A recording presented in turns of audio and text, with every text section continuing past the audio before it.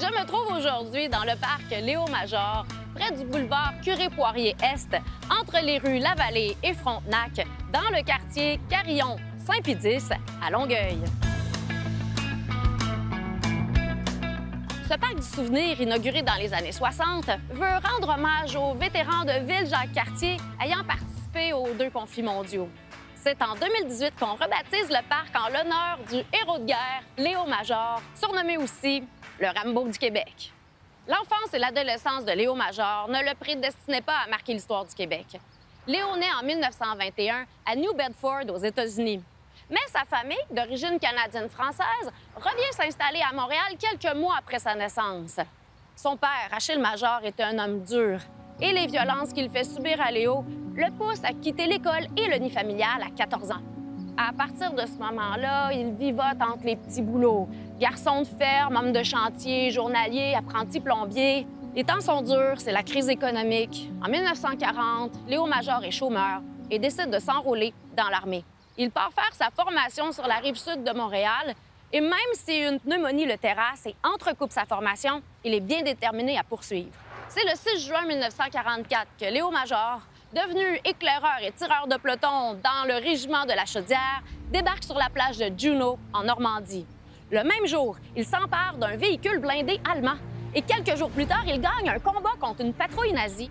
Mais une grenade au phosphore le prive partiellement de la vue de son œil gauche.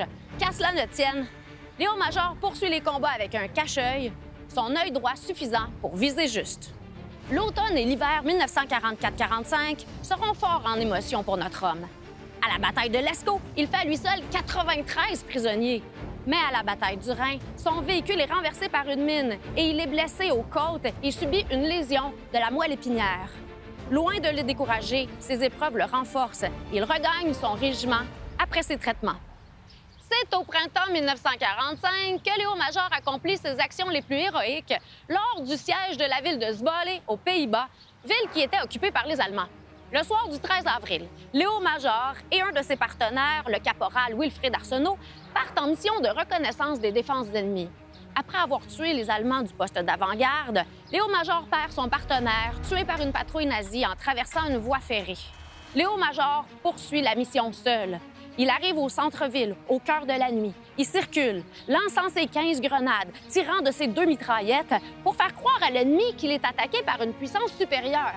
Au petit matin, les Allemands se retirent, certains qu'ils sont cernés. C'est alors que Léo Major regagne son unité avec le corps de Wilfrid Arsenault. Pour cet exploit, il reçoit sa première médaille de conduite distinguée. Il a délivré à lui seul la ville de Zwolle.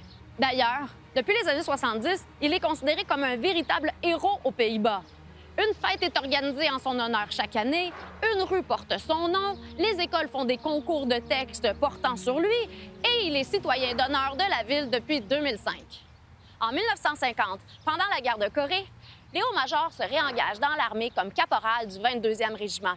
À la tête d'un groupe d'éclaireurs, il refuse obstinément de céder du terrain aux Chinois, alliés des Nord-Coréens. Il reçoit sa 2e médaille de conduite distinguée pour cet exploit. Après la guerre, Léo Major revient s'installer à Longueuil, où il décède à 87 ans. Dans le parc Léo Major, on retrouve d'autres monuments commémoratifs.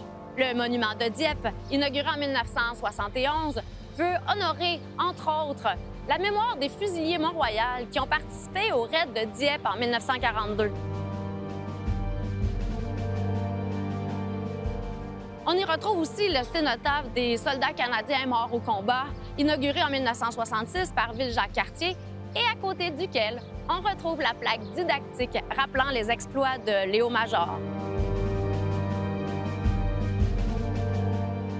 Homme humble et discret, c'est bien des années après les événements que non seulement le grand public, mais sa famille connaîtront ses exploits. Heureusement, sa vie est désormais mise en lumière à Longueuil.